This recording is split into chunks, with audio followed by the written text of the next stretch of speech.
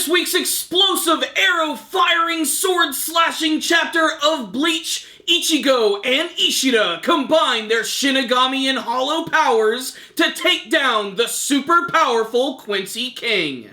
Before I go any further into my review, let me just say that this week's chapter of Bleach was pretty damn classic. It was a pretty nice conclusion to what is otherwise a fairly exciting battle. I will say that I do feel that the final battle of the Bleach series was a little rushed, but it had such amazing, iconic imagery that I'm willing to let that go. What I will say is, this week's chapter of Bleach was pretty damn exciting to say the least. I have to say it's really strange seeing Aizen and Ichigo be all buddy-buddy. I can't believe that Ichigo is allowing himself to actually hang out and work with Aizen. It's very strange to say the least, but honestly, without Aizen, I don't even know if they would have had the ability to take down the Quincy King, although I really have to give a lot of credit to Oryu Ishida in this week's chapter. A lot of that having to do with the fact that even after being cut in half, the Quincy King, of course, just reforms into his giant blob of black darkness and continues to attack everyone, literally destroying the landscape with all of his power, when suddenly, out of nowhere, like a white frickin' knight, Oryu Ishida appears from up on high, shooting the Quincy King with this arrow, which actually freezes all of his abilities for just an instant, allowing Ichigo to get right up in his face, swing his brand new Zanpakuto right in front of him, but that's when the Quincy King blocks it. Oh no, is he going to be able to stop Ichigo and his brand new powers? No, because what happens is Ichigo's brand new Zanpakuto starts to shatter and then takes the form of his original oversized carving knife Shikai. And wow, this is just a really iconic scene for me. And as disappointing as it is that Ichigo has never really been able to fully utilize his brand new abilities all that much, I have to say, seeing him use his old Zanpakuto in the final battle is really damn satisfying. Even with all of the upgrades and Bankais and things that he's had added to his abilities over the years in the manga series and in the anime version, I have to say that his classic sword has always been my favorite. It's the signature of the character. Goku has his Kamehameha, Naruto has his Rasengan, Ichigo has his big, oversized black sword. So what's the rundown on this week's chapter of Bleach? I'm very conflicted with this one, as I did like a lot of the action scenes, I loved the artwork, I loved the look of the Quincy King when he was covered in all of his power, going completely black and insane. Just, it looked really awesome, but I have to admit that this final battle was rushed. It came out of nowhere. I'm still shocked that the series is about to come to a close this quickly. There's definitely room for development, more action, more characters, more resolution. Hell, I still could barely tell you anything about the Quincy King and his entire backstory. I know jack shit about it. Still, there were some moments in this chapter that I really loved, most of them being artwork moments, but I still love the moment where Ichigo's sword shatters at the end, only to reveal his original Zanpakuto blade. Not the original one, but the one that he actually activated for the first time when he started to go to Soul Society, the big black carving knife sword. That one was pretty freaking awesome. I love that scene right there. Even with that, he was able to take down the Quincy King, which, no, it's not as over-the-top with the battles with Aizen, and maybe not even as over-top with some of the fights with the Arrancar, like, say, Arukiora, but it was still pretty satisfying in many senses. It's just, the Quincy King at the end of the day just really isn't all that interesting of a villain. He's basically just evil for evil's sake.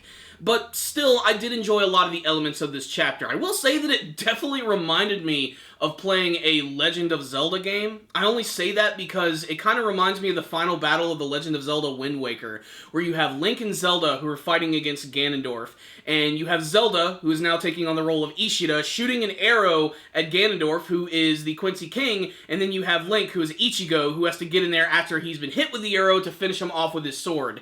To make the connection even stronger, this arrow is known as the Silver Arrow, which is what you need to defeat Ganon in the original Legend of Zelda. Is Kubo a fan of Nintendo games? I think so. But like I said, to me personally, the only real detriment to this chapter right here, and pretty much the whole final battle in general, is that it feels rushed. It felt like since we got to the end of the series, they have to wrap this up as quickly as possible. But honestly, there were enough satisfying moments to appease just about any action junkie, especially when you read a lot of these chapters back to back to back. There's a lot of action to go around, and it all looks really explosive and awesome. I love the artwork in this chapter most of all, especially the look of the Quincy King when he finally starts to take on all of that power and starts attacking Ichigo again. The look of the arrow when it actually pierces through him and you can see that his power is starting to, like, melt away from him, which gives Ichigo the chance to actually attack him. Going to that final moment where he's getting ready to hit him with his sword, you can see the power is slowly starting to return to him, and Ichigo only has a very small amount of time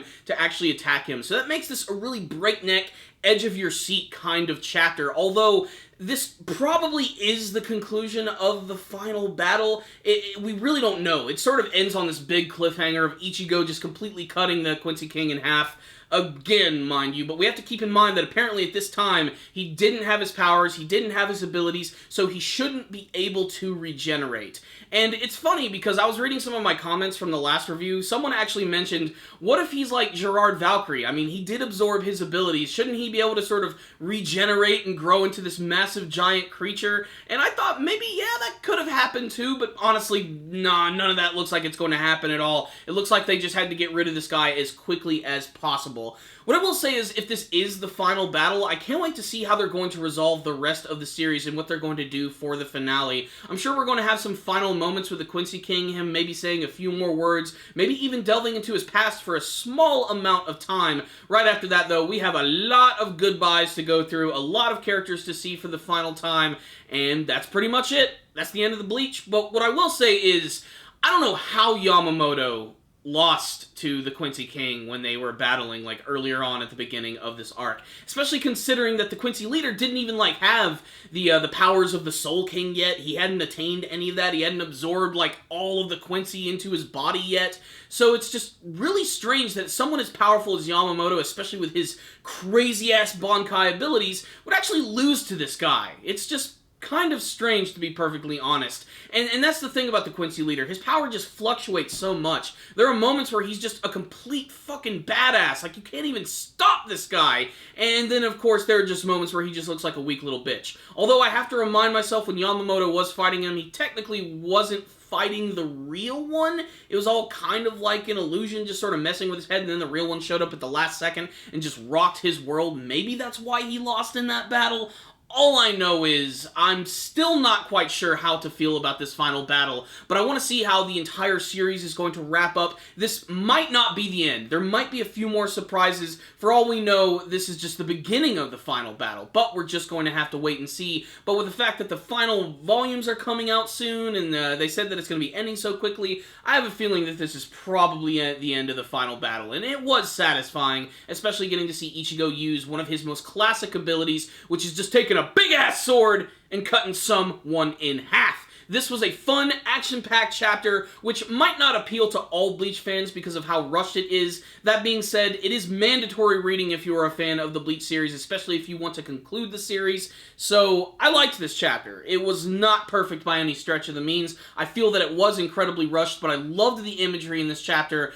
Ishida was awesome with the arrow, but Ichigo was even cooler getting to see his original sword come back in such an epic fashion. I absolutely loved it. So, I'm going to give this chapter right here a 4 out of 5. Check it out, Bleach fans! You might see something you like. But if any of you did read this week's chapter of Bleach, make sure to tell me what you thought about it in the comment section below. Do you think that this is the final battle of the series? Are you satisfied by all of the events of this week's chapter? What did you think of Ichigo actually using his original sword in this chapter? And what do you want to see from the conclusion of the Bleach manga series? You guys are kick-ass! Thank you for watching this review. I really appreciate it. Thank you again for watching, and as always, stay dandy, baby!